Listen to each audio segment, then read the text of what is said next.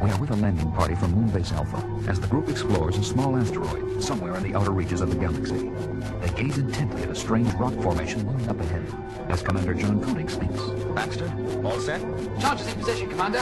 Okay, keep down, everyone. Blow it! Look! A metal door hidden in the side of the rock. You were right, Victor. Somebody was, or is, on this asteroid. What do you make of these symbols on the door? Let me take a closer look. Put a light on it. Now, let's see. The door's opening. The light must have activated a hidden mechanism. Some kind of tunnel inside. Yeah. Let's go in. Follow me. Another door up ahead. And those symbols again. Throw a light on it and see what happens. Didn't work this time. Stand back. I'm going to fire my laser at it. It was booby-trapped. Anybody hurt? Victor? Carter, you okay? Okay, Commander. But Baxter here was a bit shook up. His eyes seemed to... Just a little dizziness. I'll be okay. Look! A room carved out of solid rock. Very interesting. Victor, those pictures on the walls. Pictures of horror, terror, torture. Positively psychopathic. Commander, quick, over here. A humanoid. Unconscious. The blast really got him. Those wounds on his face and body. He can't possibly survive in that condition. Wait a minute. He's still breathing, Victor. There's a chance to save him. Let's bandage him up and get him back to Alpha. Fast. A few hours later in the medical center, Dr. Helena Russell is removing the blood-soaked bandages from the alien's face. John, his face. It's unmarked. 3 hours ago, his face was an unrecognizable mess. If I believed in miracles, I'd say this was one for sure. I'm going to do some computer analyses of these blood stains and skin fragments on the bandages. Now, let's see what we've got. Cell growth rate of damaged tissue, 100 times human rate. Cell growth rate of normal tissue, 0. Cell decay rate of normal tissue, 0. Helena, do those figures mean what I think they mean? They mean this man could live on indefinitely. Theoretically, at least, he's immortal. Immortal? A man of his size? He could be dangerous. Paul? Main mission here. Paul, I want a 24-hour security watch on the alien in medical center. No one is to approach him at any time. Okay, Commander. Helena, I want a report on any change in his condition. I'll be in main mission. As Dr. Russell tends to other patients in another area, leaving 2 security men guarding the door, the alien's eyes snap open. He gets up, looks about, walks to the door, opens it, and starts walking past the security guards as though they weren't there. Hey, you can't leave here. Look at the size of him. They attempt to stop him, but he picks them up as though they were rag dolls and slams them to the floor. Striding past their unconscious bodies, he disappears down the corridor. One of the guards regains consciousness and calls main mission. Commander, the alien is loose on Alpha. Repeat, the alien is loose on Alpha. He's a giant, incredibly strong and dangerous. Paul, send out red alert. Kano, computer scan. We must locate him. Got him, Commander. Assembly Area D. Security, all guards to Assembly Area D. Carter, follow me. There he is, Commander. He's already knocked out half our men. Use your laser. We fed. Let's both fire at once. Now. Bounces right off him. Wait. Please, I must talk to you. Hold your fire and stand back, everyone. Okay, let's talk. I am John Koenig, commander of Moonbase Alpha. Who are you? My name is Baylor, citizen of the planet Progron. Why did you attack my men? It was your guards who attacked me. I was only defending myself. Yes, perhaps you're right. And I apologize for our actions. Tell us about yourself. How did you recover from your wounds so fast? And why didn't our lasers affect you? I am, a scientist. I discovered how to eliminate the aging process from living tissue. My body is therefore indestructible, immortal. Immortal? Exactly. And I gave the gift of immortality to the people of Progron. Disease and greed strive all to eliminate it. But we found you imprisoned on an asteroid. What happened?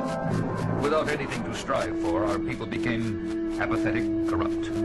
Our civilization began to decay, and I was held responsible. You? Why? To eliminate death is to eliminate life. Because I took away that which gives life meaning, they imprisoned me and left me to suffer eternal solitude for my crime. That was 1,000 years ago. 1,000 years? And you are... Yes, I am over 1,000 years old. Most of them spent in that living tomb on the asteroid. Now, I belong nowhere and to no one, but thanks to you, I have a second chance. All I ask is sanctuary. You're welcome to stay with us. Paul, show Balor to the guest quarters. Thank you. Later, in Commander Koenig's office. What do you think, Victor? I'm inclined to believe him. I believe him, too.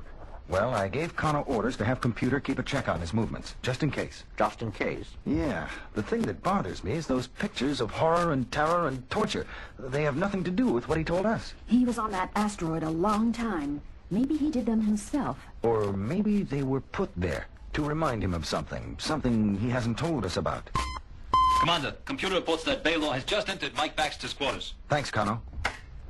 Mike Baxter. The only one injured on the asteroid, grounded because of eye damage. What does Balor want with him? I'm going down there myself. Mike, where's Balor? We got a report that he was here, but he's not. What did he...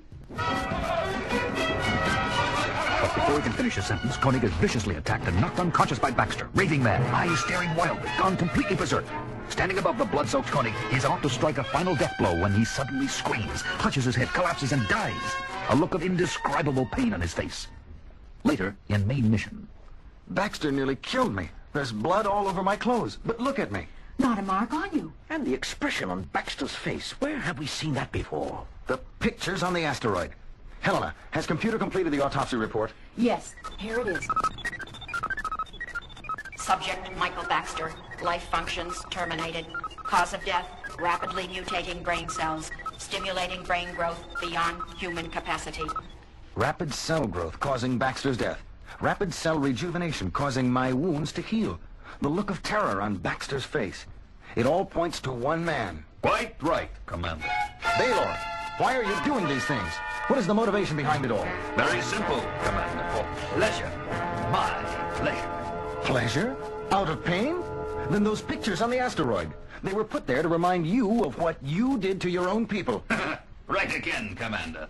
But 1,000 years of reflection have made me remember my crimes with pleasure. When you released me, you found me hungry for pain. Careful, John. He's a psychopath. What do you want with me? With Alpha? Oh, I have plans, Commander. But things will remain as they are for now, with just one change. You will take your orders from me. No way. Then you will see the consequences of your refusal. And I shall have pleasure as never before. We'll stop you somehow. How? You can't kill me. I'm indestructible. Within minutes, reports of death and destruction pour into main mission. Section C, communications hardware wrecked. Research calling main mission, laboratory equipment smashed. Commander, medical here. Orderly Marissa Wells has been murdered. Stop here, John. Yes, but how? I've got an idea. Paul, where is Balor now? Last report, vicinity of Area B. Call all our people out of there and seal off the area. All personnel, evacuate Area 2. All personnel, evacuate Area 2. What's your plan, John? I'm going down there and face him myself. Lure him into airlock B and... Paul, when I give you the signal, you know what to do. Yes, sir. But, John, he'll tear you apart. Maybe, but there's no other way. Within minutes, Commander Koenig is making his way carefully through Area B, knowing that Balor is following, not far behind. Reaching the last door down the corridor, he pulls down the sign open, a sign reading Airlock B, and hides it. Moving just inside the open door, he takes out his comm lock. Ready here, Paul. Check, Commander. Here he comes. Stand by. Balor! Ah! There you are, Koenig. Ready to take orders? Take orders? No way. I'm gonna take you. With that pea shooter? Oh, it's going to be a pleasure to take you apart, piece by piece.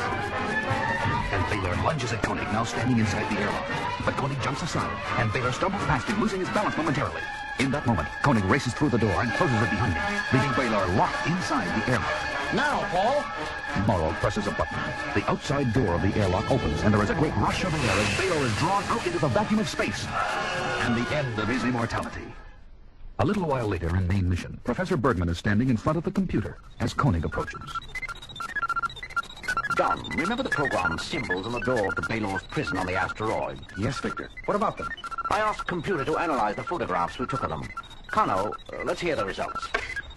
Danger. Psychopath. Within. Now you tell me.